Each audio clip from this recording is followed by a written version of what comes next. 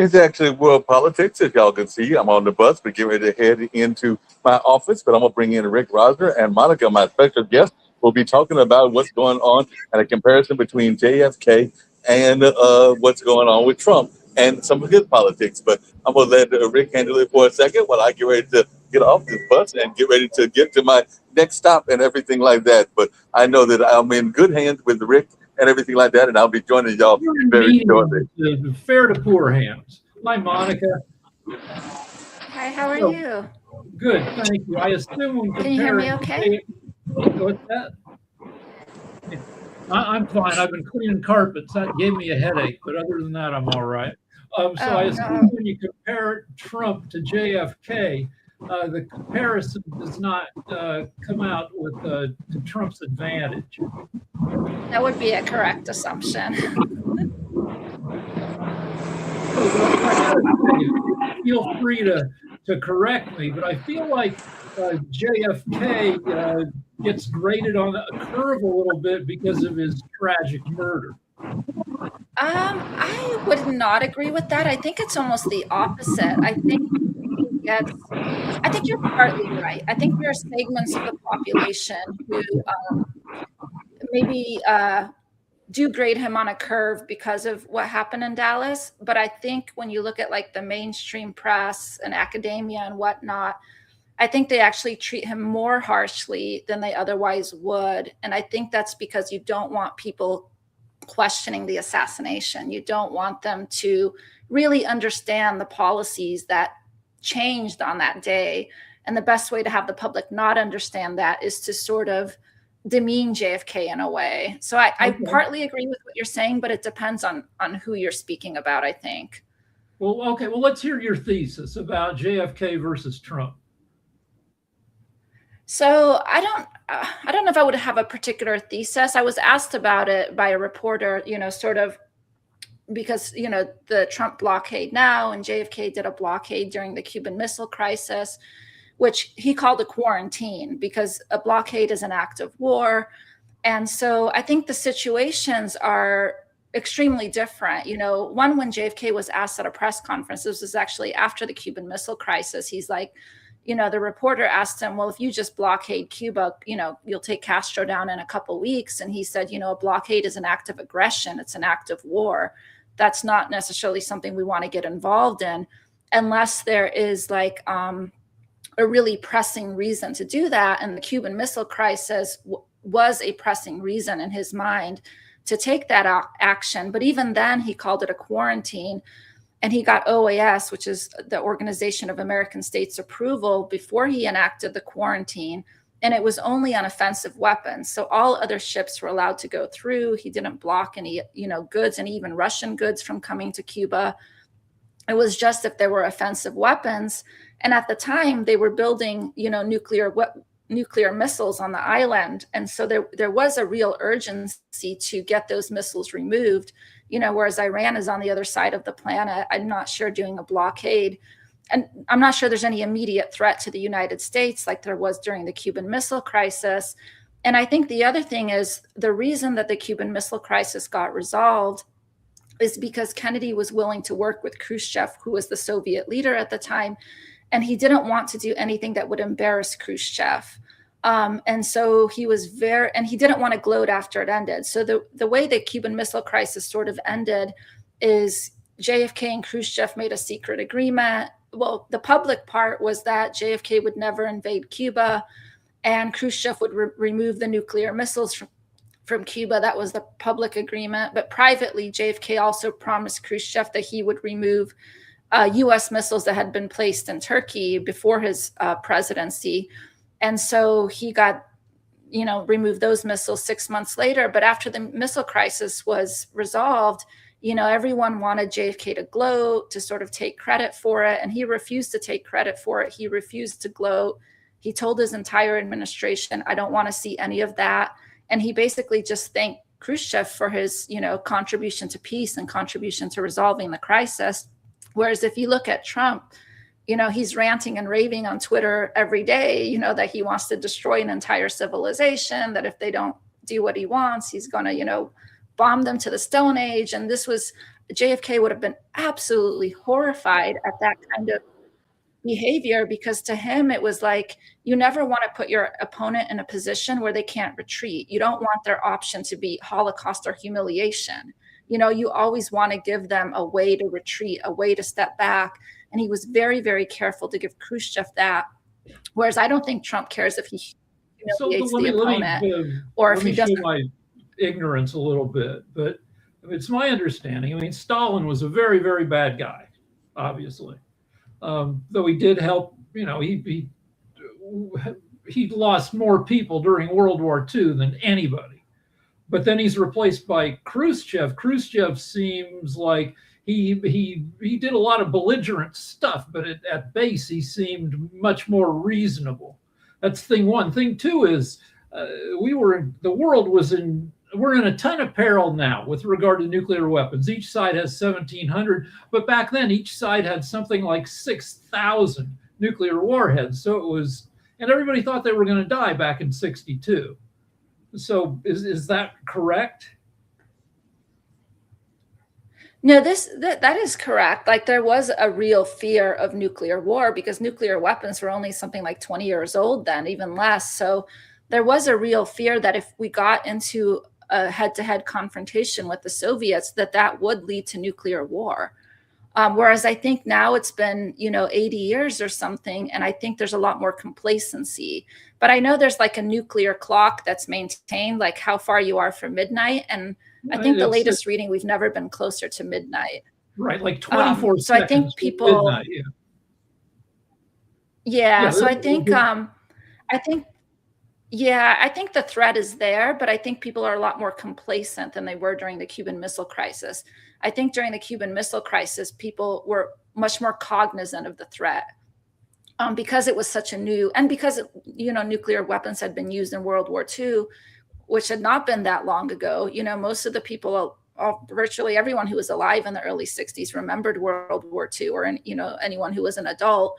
And so you had that living memory of nukes being used. So I think the public did feel a lot more fear than they do today. I think that's absolutely true.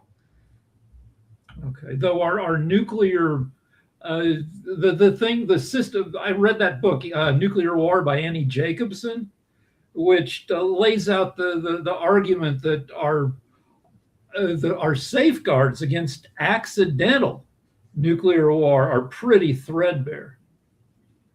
Yes, that is my understanding as well. And nuclear weapons was actually, I would say, JFK's number one issue. He ratified the Nuclear Test Ban Treaty in the September 1963. He had pushed his entire presidency to get a nuclear test ban treaty because back then they were just dropping nuclear bombs like crazy to test them. The Soviets in the fall of '61 dropped the largest nuclear bomb ever. And so, trying to non-proliferation, number one, well, first getting a nuclear test ban treaty was JFK's goal, which he finally got in September '63. Then non-proliferation, which is to stop nuclear weapons, from spreading to other countries. But ideally, I think he hoped, I don't know if he thought they would practically get there, but he hoped they would get to some sort of disarmament stage, after the non-proliferation stage. So he was absolutely horrified and petrified of nuclear war. Whereas I don't think Trump has that same fear and horror that JFK does, because JFK was in World War II. He almost lost his life in World War II. His brother lost his life in World War II. So he was very aware of the sort of the horror of war. And he toured Germany right after the war. And he wrote about, how you could smell all the dead bodies on the street and how horrific it was. So he had this very clear image in his mind of war and of what nuclear weapons could do. And he said if he ever had to order the use of a single nuclear weapon, he will have utterly failed at the job of president. And I'm not sure Trump has that same fear. Like, I think if Trump were to drop a nuke, I mean, he's already threatened to end a whole, civilization. I'm not sure Trump would feel like a failure, or at least he doesn't give that impression that he would feel that way. I don't think Trump has a consistent worldview. I think just about every president has built a worldview that informs most of their decisions.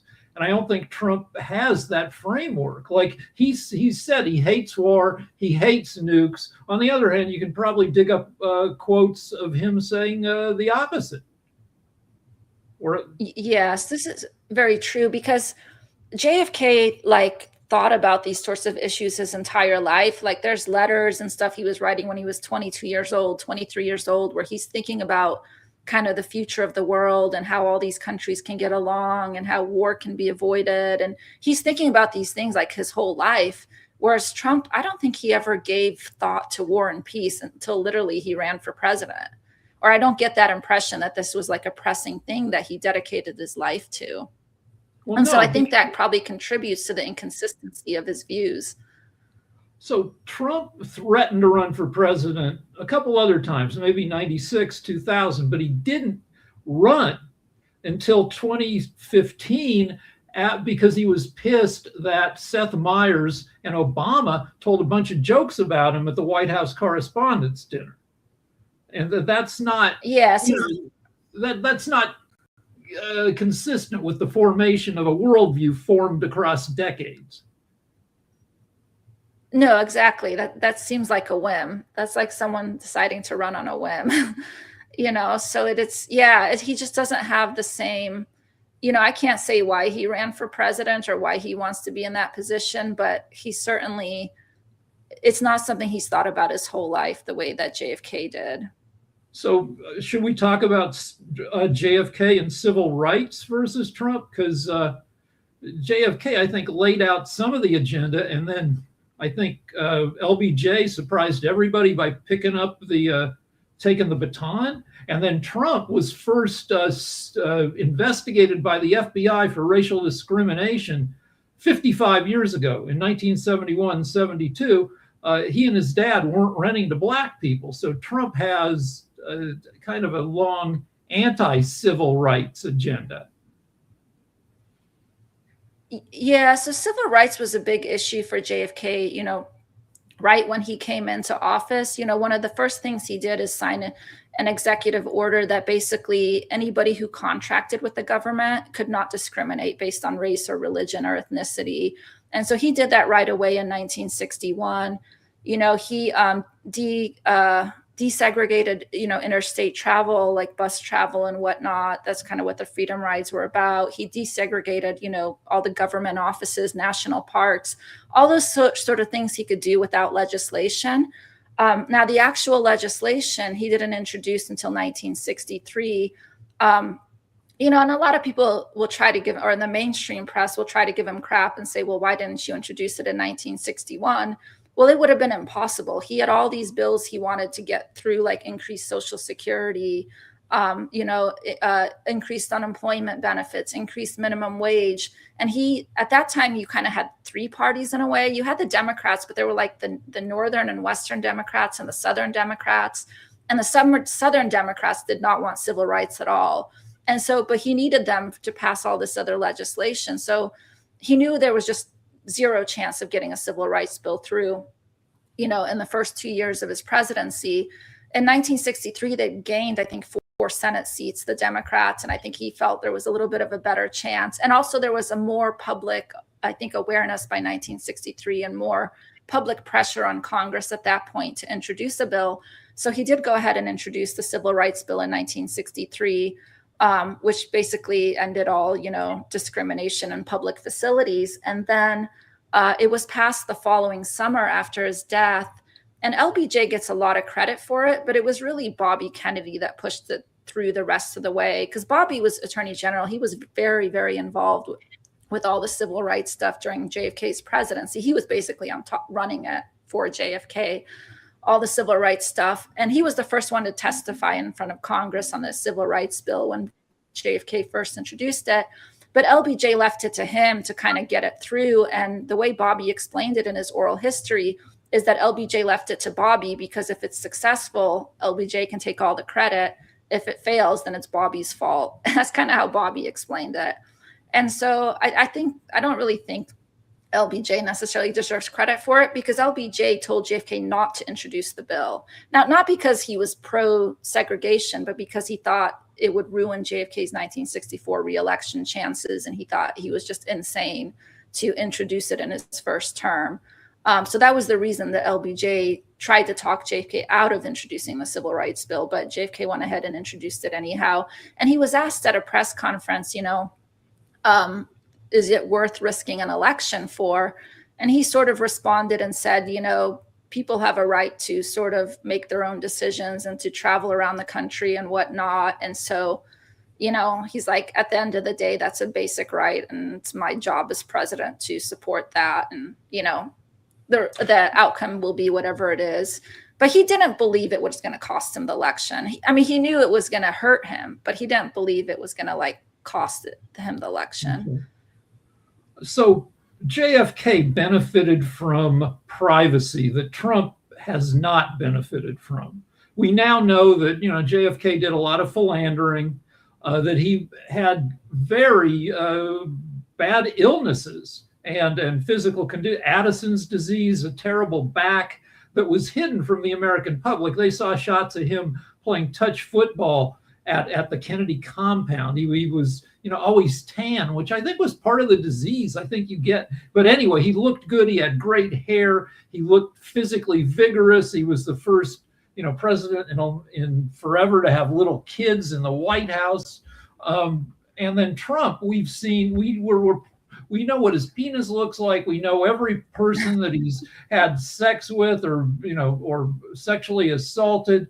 How's that a different landscape? So I think the philandering stuff is grossly exaggerated. I don't know how much is true or not true. I don't know what JFK did or didn't do. I know a lot of those stories are definitely not true. Some of them may be true. But I think you have to take into the fact that no one could blackmail him to get him to change his policies. He had to be assassinated. So I think that alone tells you whatever he did could not have been that bad, because nobody had blackmail material on him, right? So, and a lot of people tried to get him to change his policies and nobody could.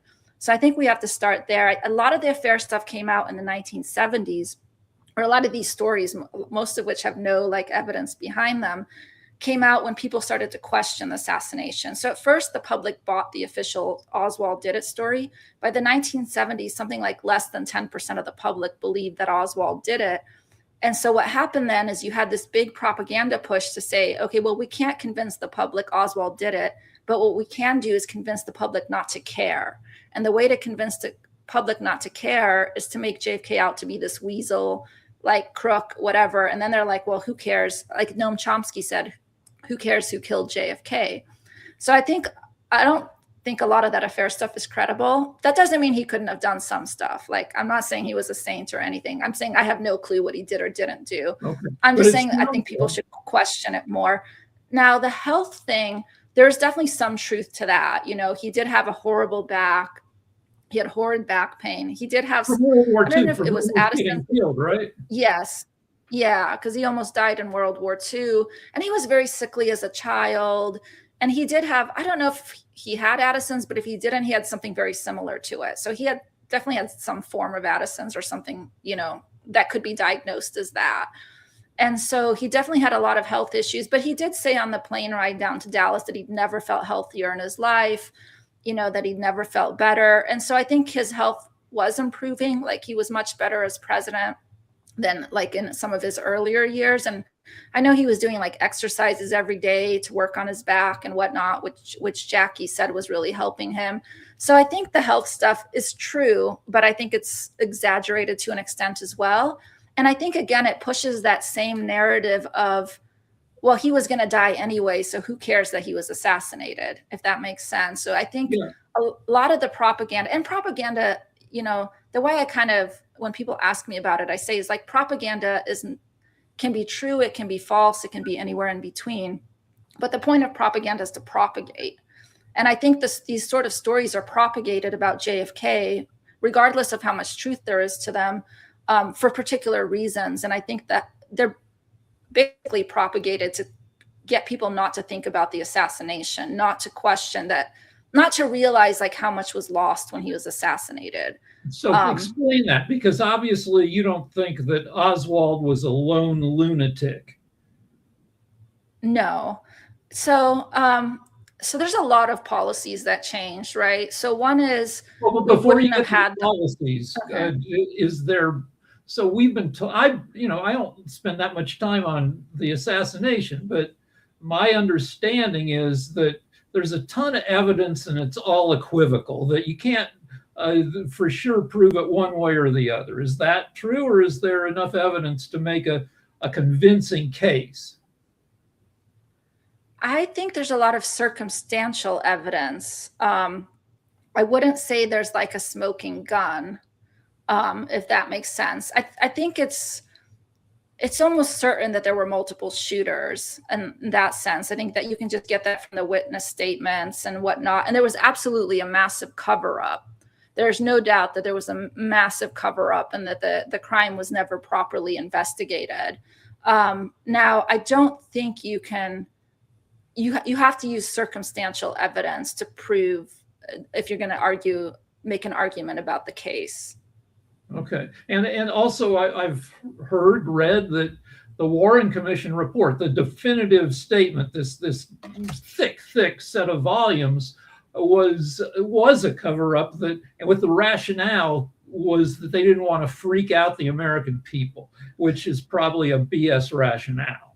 No, it's partly true, actually, because what happened is, so Oswald, well, a lot of people think it was an impersonator. We don't know if it was Oswald or an impersonator. There's a lot of debate on that, but he went to Mexico City, and at the Mexico City Cuban consulate was a guy named Valery Kostikov, which James Angleton, who was the head of counterintelligence at the CIA and also the head of the Israeli desk at the CIA, it's believed that he told people that Kostikov was tied to Soviet assassinations.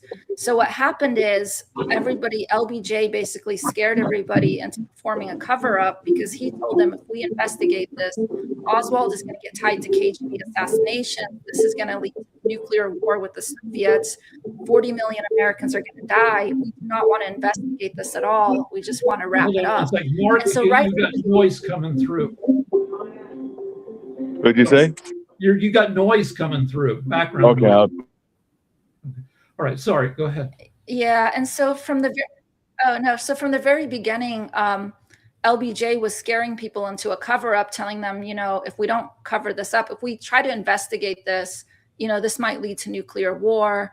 And so basically, like, Earl Warren and everyone kind of went along with the cover-up, or went along with not trying to really investigate this too much. Because of that kind of fear of where it would lead. And I think that was intentional, to sort of tie Oswald to Valery Kostikov so that it would make it radioactive to investigate. And I think also Oswald, it appears, he had ties to the Navy or the Marines, possibly naval intelligence, possibly even the FBI, CIA. So he was radioactive. Like, nobody wants to investigate this guy because the finger's pointing everywhere, right? And people are scared as to what's going to be uncovered. And I think it was also, we're in the middle of the Cold War, and we don't want to give the impression to the world that we're a banana republic, right? And so they just decided that the best thing to do was just to cover this up. But even on the Warren Commission, there were 3 dissenting opinions. So people think the Warren Commission was unanimous, but not everyone on the Warren Commission was convinced that it was a lone nut. But they kind of just went with they put it out anyway as the Warren report. And so, hey, Monica, just really quickly, because I know that one of the things that is the reason I reached out to you and everything like that is you were comparing what was going on in the Strait of Hormuz to what was going on with JFK. So I was wondering if you could share a little bit about the differences between the way that they are handling things, because there's no doubt that the Strait of Hormuz, and now they're talking about having a blockade on other parts of the Red Sea as well. And Trump does not seem to have the same kind of diplomacy that say JFK did and everything like that. So I know that that's one of the reasons that I had reached out to you, and I had to run from point A to point B, and then point B wasn't working, which is my house computer. So now I'm over at Firehouse. So definitely that sometimes things happen as you're trying to get these interviews going and everything like that. So if you can just share a little bit about that. Yeah, so we did kind of talk about it a little bit at the beginning. But essentially, you know, JFK did well, they called it a quarantine because a blockade is an act of war. So, but it was essentially a blockade during the Cuban Missile Crisis. But sort of the difference is that, you know, these missiles, nuclear missiles, have been secretly placed in Cuba. The US found out about them with reconnaissance planes, you know, that there were these nuclear missiles there, even though the Soviets had sworn they were never going to put offensive weapons into Cuba, let alone nuclear missiles into Cuba. And so, you know, JFK was under tremendous pressures to bomb the missile sites. But the problem was, you know, he was told you can't really strategically bomb the missile sites because you're going to basically, you're not going to get all of them. You're going to have to do more bombing and you're going to have to invade the island. And so now you're talking about a major military effort rather than, you know, a very targeted effort. But even the very targeted effort, he was quite concerned about because it would be virtually impossible not to kill any Russians or, you know, Cubans in that effort. And so there would be some sort of retaliation. You know, and he asked his military, you know, what are the Russians going to do if we bomb these missile sites? And they're like, nothing. And JFK's like, I'm pretty sure their response is not going to be nothing. So I think that's kind of one major difference is JFK's military was very gung-ho on him going into Cuba. Whereas I don't think our military is as gung-ho about Iran as Trump is. I think there is pushback on, you know, some of Trump's choices. There was a lot of pushback on JFK, but for the opposite reason, to try to push JFK to go into war rather than to stop war. I think another, you know, major difference is that JFK was not blocking all ships. He was only blocking ships with offensive weapons. All other Russian ships were still allowed to go through. You know, he wasn't stopping those ships. And so, you know, whereas Trump's blockade is sort of more thorough. And I think another major difference is one of the biggest parts of JFK's diplomacy is he never, ever wanted to embarrass or humiliate his opponent. He never wanted to put his opponent in a corner and make it so they'd have no way out. He always wanted them to have the option to de-escalate. And so he always told his staff, you know, don't do anything to embarrass Khrushchev. Don't do anything to put him in a corner. You know, pressure him to get these missiles out of Cuba, but not in such a way that he feels he has no choice but to go after us. You know, let him have some dignity. Let him retreat with dignity, basically, because that's what he needed Khrushchev to do. He needed him to retreat. And, you know, and I know Bob McNamara, JFK's Secretary of Defense, said right at the beginning of the missile crisis, JFK said, there's two things we're going to accomplish. Number one is no war. Number two, removal of the missiles. And McNamara said to himself, how in the hell is this guy going to do that? Like, you can have one or the other, but you can't have both. But somehow he managed to accomplish it. You sounds like you give him an A for his, he managed to thread this needle in a. Oh, absolutely. Like, he had some other disasters like Bay of Pigs, which he deserves a lower grade for. But I think in the Cuban Missile Crisis, I think he definitely deserves an A. All right. So you were about to mention the policies that changed because of JFK's assassination. Yeah, so they changed all across the world. So I think the biggest change was the Middle East. So JFK was very tough on Israel. He was trying to shut down their nuclear weapons program. He was demanding inspections of their Dimona nuclear facility. And those inspections they'd been delaying him for like all of 1963, to the point that their founding prime minister even resigned when JFK gave him an ultimatum and said, you know, I want these inspections, or, you know, U.S. commitment to Israel will be seriously jeopardized. And then the prime minister resigned, which bought Israel some more time. And in any case, JFK got assassinated. The inspections never happened. They did do some cursory inspections in 64, but the whole idea was JFK wanted inspections before their reactor went critical, so he could get much more thorough access to see, because they kept telling him they weren't building nukes. We know now they were building nukes, but they kept lying to him and telling him they are not building nukes, which he did not believe they were telling the truth, which is why he wanted inspections. Because again, his number one issue was nuclear non-proliferation and disarmament. So he's like, how can I push a non-proliferation treaty if I've got Israel here building nukes? Like, this goes against my entire agenda that I've had for like years. That's my entire goal of my presidency, is to get, to get some control over these weapons. And I can't do that if Israel's secretly building nukes. So he tried really hard to get that done, but then he was assassinated. The reactor went critical, and then LBJ did some cursory inspections, but they weren't real inspections, because LBJ was even on the phone with the Israeli prime minister in 1963 while JFK was president, telling him, oh, this is horrible what JFK is doing to you. If I was in office, I would put a stop to it, and all this stuff. So and it's not just the nuclear issue. He was also trying to get their lobby to register as a foreign agent. So that, we have AIPAC today. It was kind of the precursor to AIPAC at that time, American Zionist Council. He was trying to get them to register as a foreign agent. The Department of Justice was going after them. That all kind of went away after the assassination. And then he supported Palestinian right of return. Now, it wasn't like everybody go back. He tried to do it in a way that would be very considerate to Israel. It was sort of like give everybody the choice to either go back, to be compensated, or to, help in moving to another country. But he wanted to deal with the refugee issue. He didn't want it just hanging there, because he thought that was going to be like a cancer that was just going to get worse and worse and worse. And, he wanted to see peace in that region for everyone, for the Israelis, for the Palestinians, everyone that was living in that region. So, what do you think JFK would be thinking about Netanyahu and some of the existing Israeli politics if he was living? Because we know that Trump is definitely a supporter of Netanyahu, and even Mamdani has talked about arresting him and everything like that. I think. So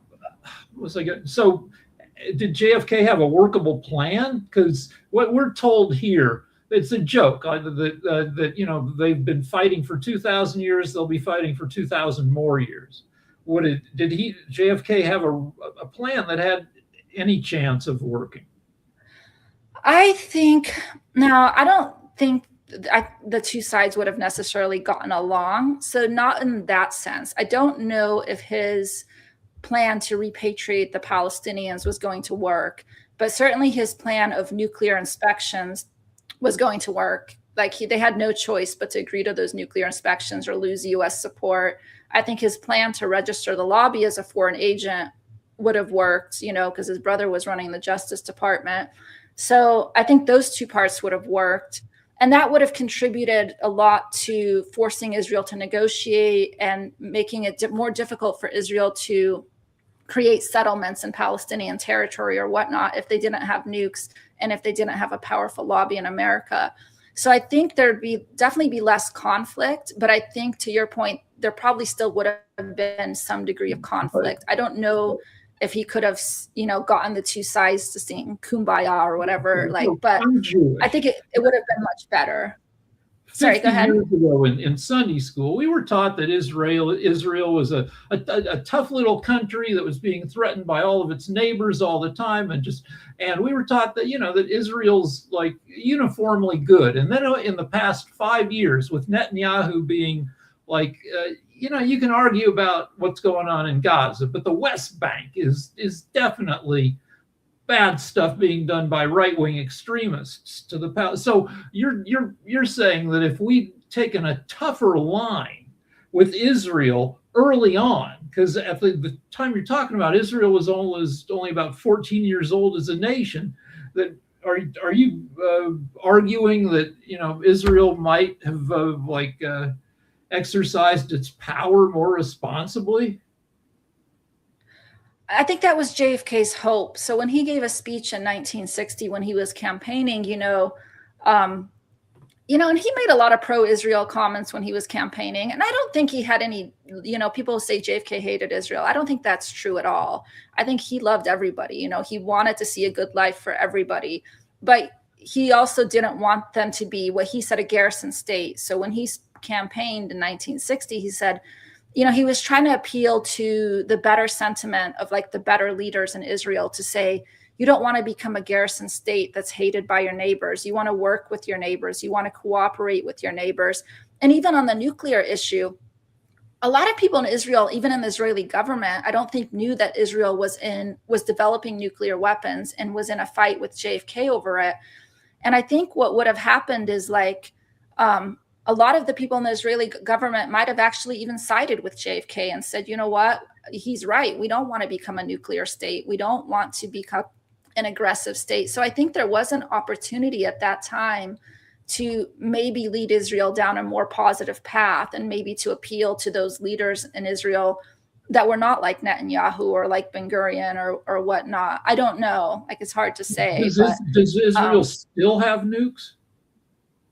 Yes. They'd have never declared their nukes. They have we've never acknowledged the estimates, what they've got less than, but I mean, even one is a powerful thing to have. Yeah, no, I think it's like 400 or something. It's pretty large. They have a lot of nukes.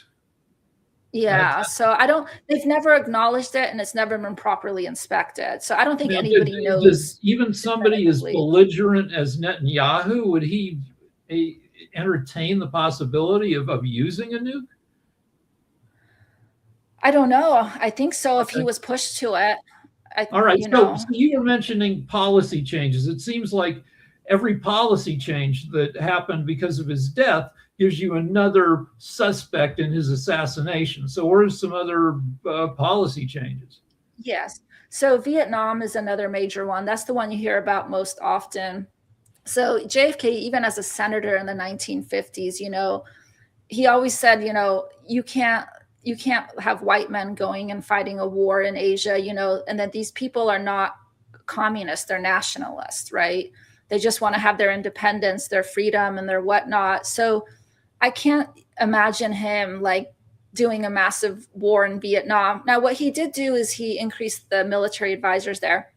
So the first thing he did is he sought to make Laos, which is right next to Vietnam, as a neutralist country. So he negotiated a neutralist agreement there, which meant basically the right wing, the communists, and the neutralists all shared a government together. So he sort of negotiated that in Laos. And he even tried to do that in 1961 in Vietnam, but nobody was interested in that. And so anyway, the North Vietnamese were infiltrating into South Vietnam, and the South Vietnam reached out to JFK. And Eisenhower had already been giving them some military support. JFK gave them some additional military support, but the military, he sent what we call like advisors out there, and he gave them some equipment. But he was heavily, heavily pressured to send combat troops to both Laos and Vietnam, and he refused both to send. Throughout his presidency, he was pressured significantly to send combat troops to those locations. He refused. I don't think he would have ever sent combat troops to Vietnam. And he even said in 1963, we can help them, we can give them equipment, we can advise them, but it's their war. They're the ones that have to win it or lose it. We cannot fight it for them. This is September 1963. But there's also a lot of evidence that, publicly he had stated, we're going to continue to give him support. But there's a lot of evidence sort of behind the scenes. I wouldn't say it's conclusive, but there is a lot of evidence to say that he had gotten to the point where he's like, I don't even want to give any support to that area anymore. Like, South Vietnam was corrupt and incompetent, right? The people on our side there were not the best people. Is that accurate? Yeah, I think he had gotten pretty fed up with it by 1963, and he just wanted to be kind of done with it. But it was a very political hot issue, so he had to be very careful because he didn't want to go into the 1964 campaign having lost Vietnam to the communists. So it was a very tricky political situation at the time for him. But certainly he would have not. Oh, go ahead.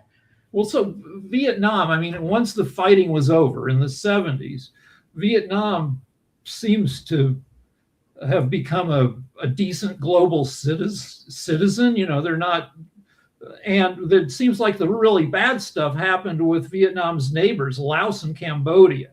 So if we had gone full on into Vietnam, if JFK had lived, would we have been able to, those, I don't know, I guess plus Burma, I don't know, the whole region has a bunch of terrible stuff going on.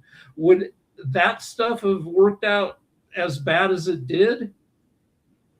I don't think JFK would have ever sent the combat troops. So according to Roger Hilsman, who's like worked on Vietnam at the State Department with JFK. JFK was getting ready to make another attempt to try to negotiate a neutralization of Vietnam. Other people say he was just ready to pull out completely. So I don't know exactly what direction he would have gone, but I know there's zero chance he would have sent 500,000 combat troops to Vietnam. He would have just given up that area completely before he did that, because he'd been pressured in his entire presidency to send combat troops, and he always said no. He always said it's their war, it's not our war. He's like, I'll help, we'll give some help, but that's it.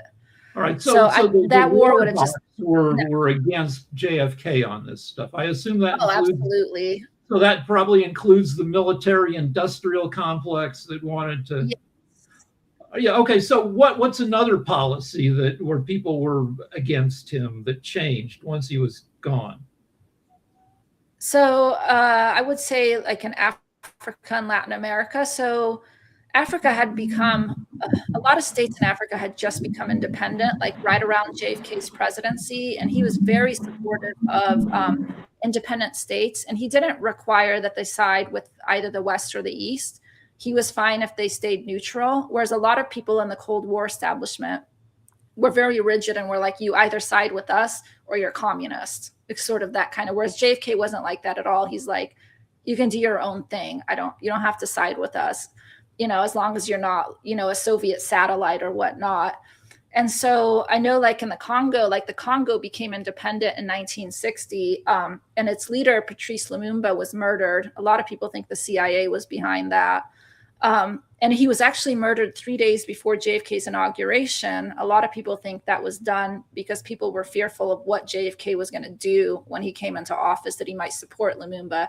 And there's a photo out there, actually, it got released decades later, but there was a photo of JFK. JFK didn't find out about it till like 3 weeks into his presidency, because nobody told him about it, that Lumumba had been assassinated.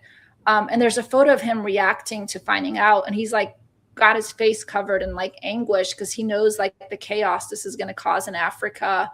And so basically he worked a lot with the United Nations to try to stabilize the Congo. There was a very wealthy region in the Congo that tried to secede and become its own state.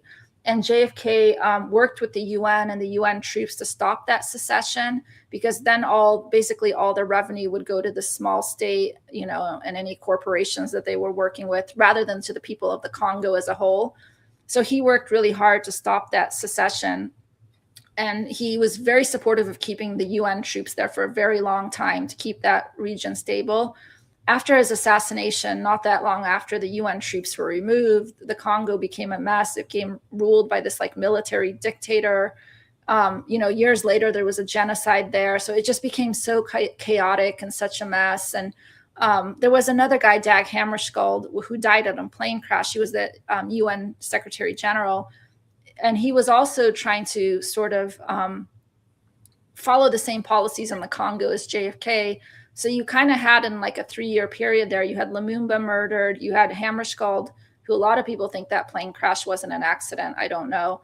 And then you had JFK murdered. And so just the whole history of the Congo changed when those three people, Well, all right, let me throw a bunch of stuff at you. One is, what about Iran, where we installed the Shah and then we kind of let him, we didn't keep him. The Shah kind of neglected his people, had secret police, which led to did he have any policies towards Iran? Would he have heard better on the Shah and maybe?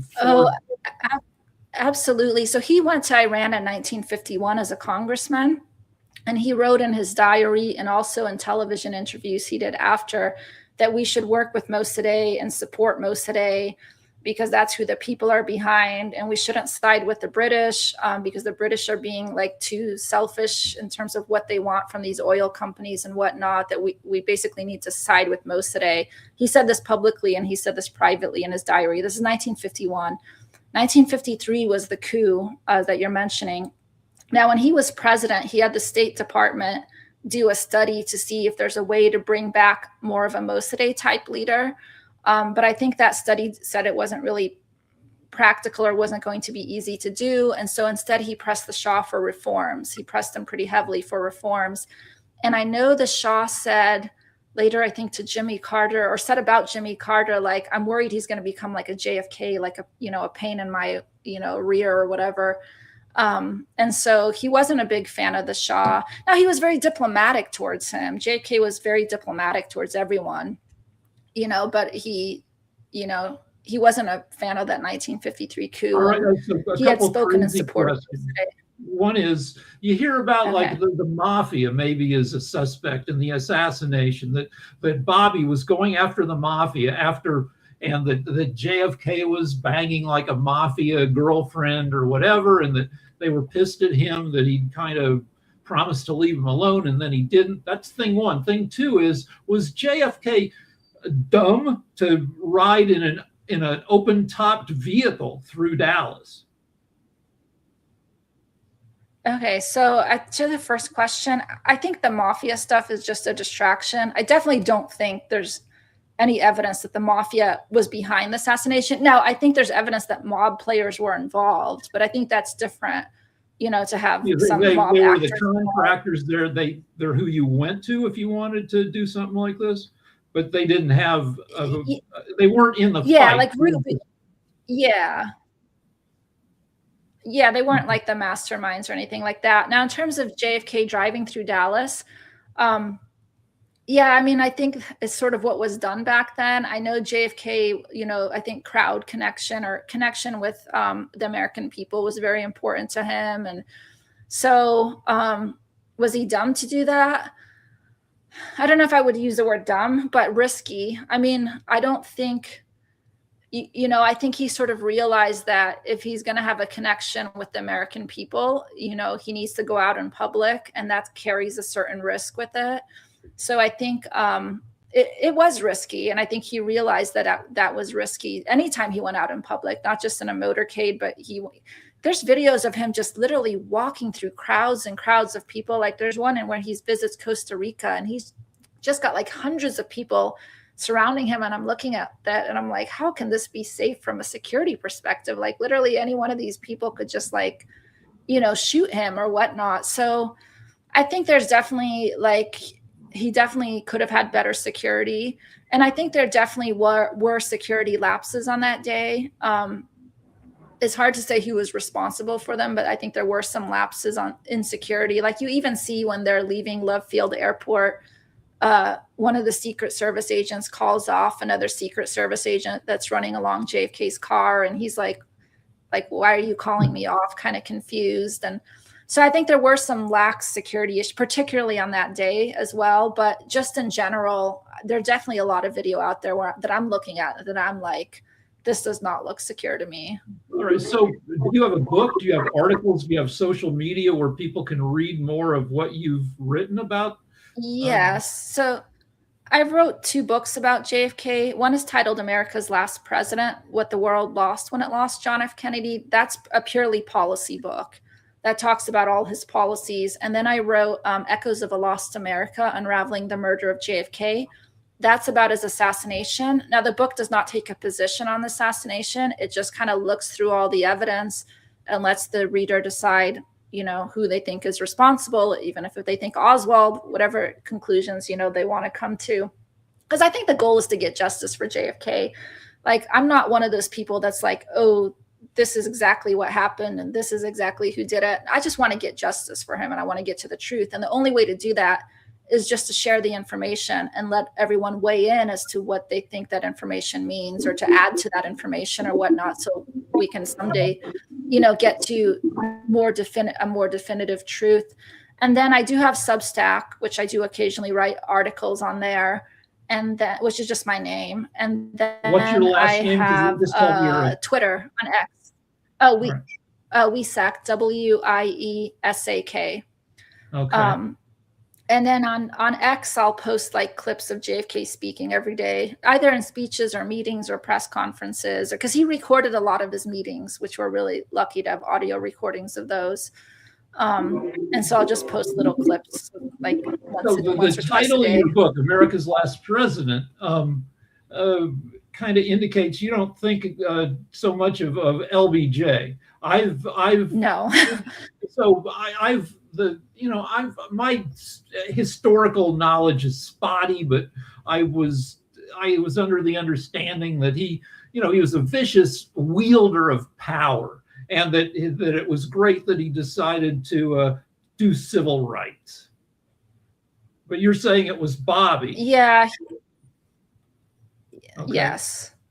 Yeah, I don't have a high opinion of LBJ at all, and neither did JFK. So kind of what happened is LBJ was Senate Majority Leader. And when JFK ran for the presidency, none of the Democratic establishment wanted him as president, even though he won all the primaries.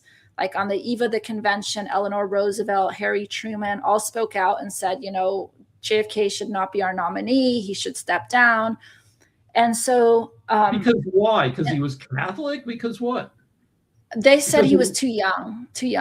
That was kind of what it might have been, like they thought he couldn't win because he was Catholic. They didn't really say, they just said he was too young and too unexperienced, and he should let an establishment Democrat get in there like LBJ rather than, trying to squeeze in, because I think the nominee would have been LBJ if JFK had not run. And I think that's kind of who the establishment wanted as the nominee.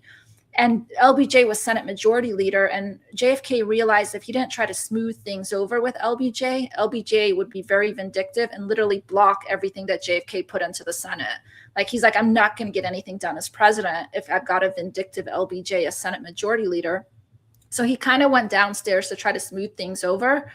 The way certain people have explained it is he didn't really offer him the vice presidency. He kind of held it out like as a peace offering, thinking LBJ wasn't going to take it, but LBJ grabbed at it. And then JFK went to talk to Bobby, and he's like, what the hell do I do now? He wants it. He took it.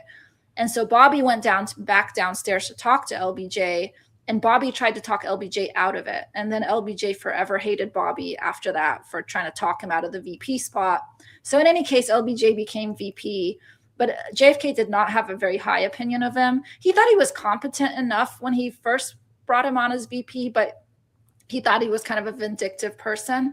But then later on, towards the end of his presidency, I know Jackie said that JFK thought LBJ was completely incompetent. And he said, my God. Monica, I know we got to wrap up shortly and everything like that, but it sounds like there's a lot of parallels and everything like that, because I'm also hearing you say that there's the establishment versus the non-establishment. And we're hearing that even with AOC and Bernie, and kind of the progressives versus the establishment in the current time. So I was wondering if you could speak to that, and also maybe speak to his role, JFK's, in the Latin American community. I know that definitely Rick had asked you that earlier, but I was just wondering what you think he would have thought of, like, the way that we have treated Nicaragua and Venezuela and some of the Latin American countries as well.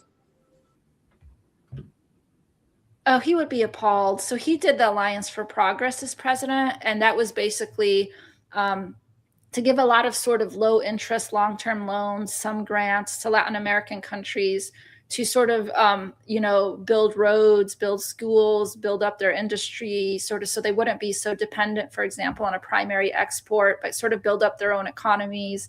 And so he was opposed to military dictatorships. So he really wanted to see that region sort of become more self-sufficient. He always said he wanted their standard of living to match the United States standard of living. That was kind of the ultimate goal of the Alliance for Progress. And so I think, I don't think he would have accomplished that, but I think he would have made progress in that direction, and he was making progress in that direction. And I think had he, you might not see a border crisis today, if standards of living were better in those countries. In terms of like Bernie and AOC, I'm not a fan of either. I don't really think they're like JFK. They both seem kind of fake to me. But I will say that the way that Bernie was kind of like kept from the nomination, there was sort of a similar push to keep JFK from getting the nomination. So I do agree there's some similarities there, in the sense that the Democratic Party establishment kind of pushed Bernie out, like they kind of tried to push JFK out. So a couple things. One is, I just followed you on Twitter because that's where I live. And it's nice to see somebody who still posts on Twitter, because so many people abandon it because it's kind of it's a septic tank right now. So I'm nice that you're still providing content to those of us who are still there. That's thing one. Thing two is, there's some crazy theories that have LBJ being one of the people perhaps behind you don't buy that at all, do you? The assassination? I don't think he could have been the mastermind. No way. So I don't buy that. But I do think people should pay attention to him in the sense that you don't kill someone unless you're certain they're going to give you the policies you want, and unless you're certain they're going to cover for you. So I think he may not have had foreknowledge, but obviously there was enough comfort that he would do what was required, even if he didn't have to explicitly have that conversation with him. So I do think. What did he do? He deepened our involvement in Vietnam. And what else did he do? So he was a lot less considerate to, the third world countries, the developing nations in Latin America and Africa and Asia.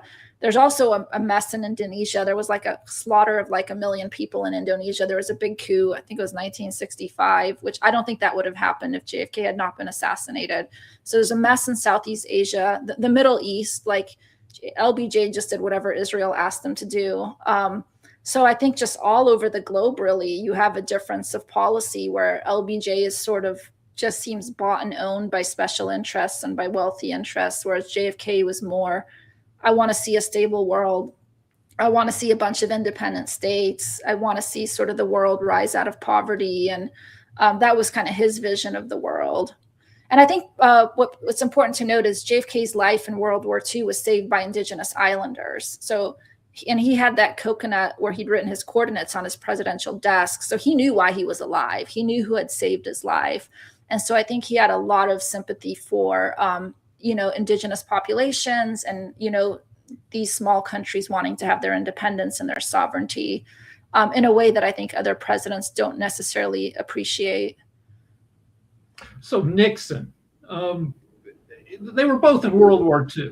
The 1960 election was decided. It was the closest election, one of the closest in history. And Nixon had international concerns. Was Nixon fiddled with the Vietnam War, probably illegally before he was, but it was obviously you don't think Nixon measures up to Kennedy, but was Nixon at all good as a president?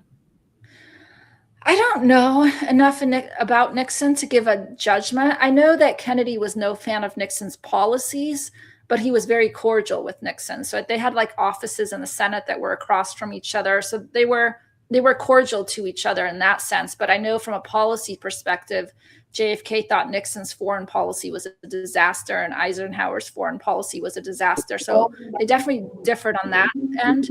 I know a lot of people, and I haven't researched this, so I can't speak to it, but I know a lot of people think the Nixon thing was a coup as well. But Nixon was basically pushed out, the whole Watergate thing. I can't really speak to that because I haven't studied it, but I know there's a lot of people who think that. So, JFK. Monica, you've been a great guest. I appreciate Rick joining. I got one more question. So, yeah. Is there any way that we could have made Castro our friend before 1958? Cuba's America's playground. If you watch the Godfather movie, you see that, that's where we went to gamble and get with showgirls. And like, if hadn't just kept trying to kill him, if we'd thrown aid at him, is there any way that relationship could have turned out better? I know that JFK in 1963 was looking at ways to normalize relations with Cuba. So he was trying to secretly communicate with Castro. He had this like envoy that was trying to go and meet with Castro and try to find a way to sort of, and JFK's two demands are like, no satellite of the Soviet Union, basically, and then don't try to spread communism to other countries. And then we can normalize relations. And so he was trying to do that with Castro. And I know Castro, towards the end had a more positive view of JFK. Okay. All right. So you're Monica Wiesak, Wiesak. You're on Substack. You have 2 books on this era, on JFK, which is, one of the most fascinating. I always got pissed in history class. We never got up to this era. We always ran out of time at the end of the year. It's a hugely interesting and frightening time in America, with lots of parallels to now. You're also on X. So Monica Wiesak. And Yeah. thank you for coming. Yes. Thank you for having me on. It was wonderful. Thank you. Surely. And again, if you're available. All right. Oh, definitely. Yeah, just reach out. Okay. Okay, thank you. Bye. All right. Bye.